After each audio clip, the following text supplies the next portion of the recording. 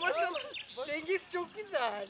Maşallah çok güzel dengesi. Şimdi yuvalayacağım bence. Gök kendini yuvarlayacak. Terden geçemez Hülya yuvalarını.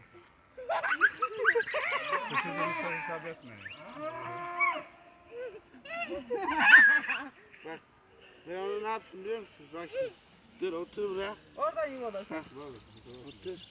Yat, yat, yat. Yat hadi at kendini. Yat kendini at. Oo. At kendini. Ay, çok güzel. Çok iyi. Çok güzel. Nerede buldun sen onu? Ya Erdem götürdün mü?